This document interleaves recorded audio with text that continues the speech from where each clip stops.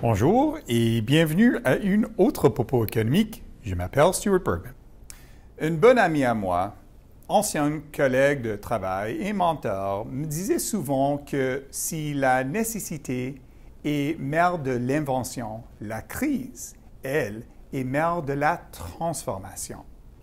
La Grande Dépression du début des années 30 a ouvert la voie au New Deal du président Roosevelt. De même, une série de scandales très médiatisés impliquant des entreprises au début des années 2000 ont mené à l'adoption de la Sarbanes-Oxley Act, une loi américaine destinée à protéger les investisseurs et le public.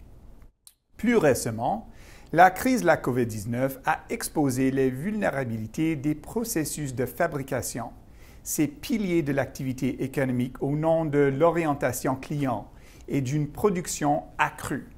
La demande comprimée, libérée au lendemain des confinements imposés par la pandémie, a été si puissante qu'elle a excédé les capacités de production et des réseaux de logistique connexes. Nous connaissons la suite. L'inflation a grimpé à des sommets inédits en 40 ans. Pour contrer cette poussée inflationniste, le gouvernement américain a adopté une série de mesures législatives. Son objectif?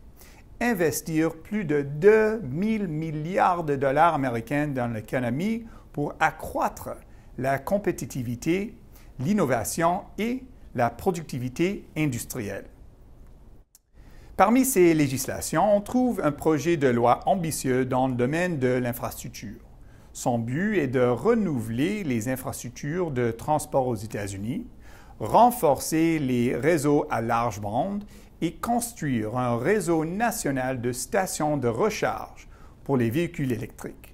Par ailleurs, en adoptant l'Inflation Reduction Act, le gouvernement américain cherche à stimuler l'investissement dans les énergies propres, bonifier les capacités de fabrication sur le marché intérieur, encourager l'approvisionnement de matières critiques et fournir des incitatifs à la commercialisation de technologies propres à la fine pointe.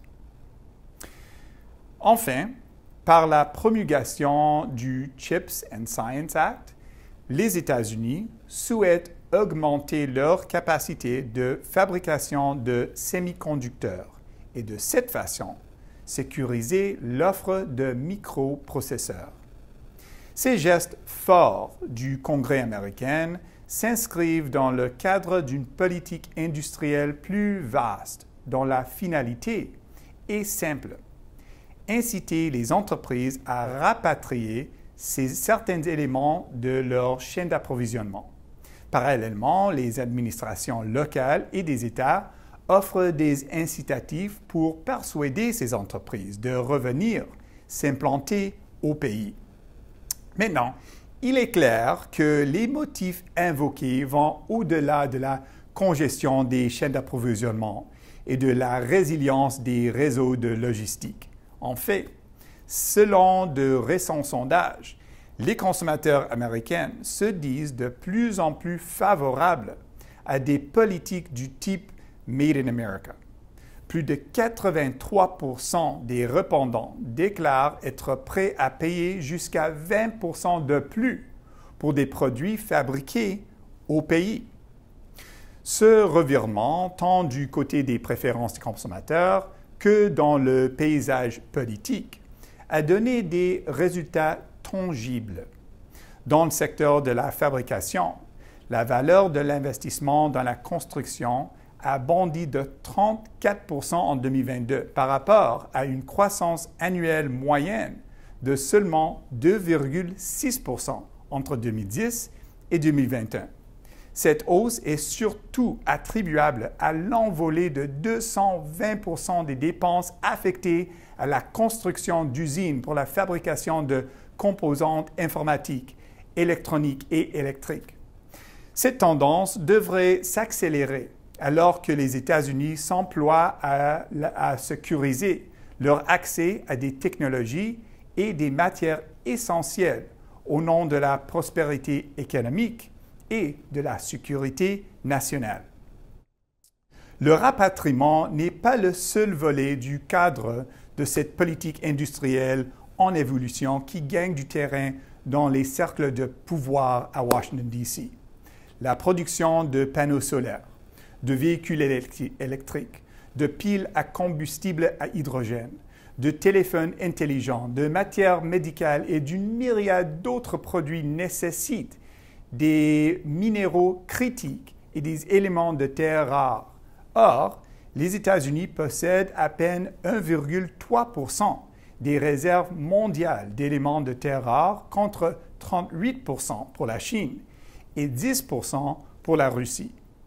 Pour garantir l'accès à ces minéraux et à ces éléments, les États-Unis devront donc faire preuve de plus de créativité. Par exemple, ils pourraient extraire ces minéraux en abondance à partir des immenses quantités de résidus miniers et des multiples ressources aquifères du territoire américain. Le Canada devrait-il être préoccupé par les politiques protectionnistes américaines? L'Inflation Reduction Act pourrait, en effet, détourner vers les États-Unis une partie du capital de risque et de la main-d'œuvre essentielle au développement des technologies propres. Toutefois, les projets mis en œuvre sur le marché américain ouvriront des débouchés d'exportation et d'investissement tout au long de la chaîne d'approvisionnement des technologies propres pour plusieurs fournisseurs canadiens, notamment de matières premières, de composants clés, de technologies critiques, de propriétés intellectuelles, ainsi que de services de construction et de planification de projets.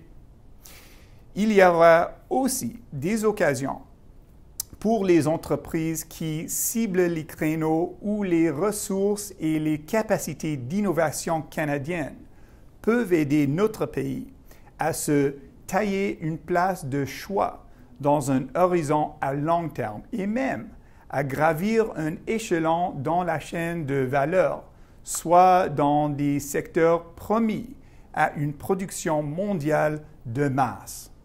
Conclusion, la crise de la COVID-19, les nouvelles tensions géopolitiques et le changement de discours en matière de politique nationale obligent à repenser de manière fondamentale les réseaux de production et la sécurité de l'approvisionnement. La politique industrielle, ce concept considéré autrefois comme un tabou de l'économie de libre marché, est devenu un élément familier de l'économie post-pandémie. Le Canada, qui possède une économie ouverte et de taille modeste, a de bonnes raisons de s'inquiéter. Malgré tout, grâce aux solides relations bilatérales entre le Canada et les États-Unis, nos activités commerciales sur ce marché devraient rester au beau fixe. Certains exportateurs pourraient même tirer profit des nouvelles sortes de la demande. Chose certaine, les entreprises et les décideurs canadiens ont tout intérêt à continuer d'innover pour consolider leur place dans l'économie de demain. Cette semaine, nos sincères remerciements à Prince Owusu, économiste principal ici au Centre d'information économique et politique de DC. Les services économiques de DC vous invitent à leur faire part de vos commentaires. Si vous avez des idées de sujets à nous proposer, s'il vous plaît, n'hésitez pas à nous les communiquer et nous ferons de notre mieux pour les traiter dans une édition future du Zone Commerce. Merci et à la prochaine.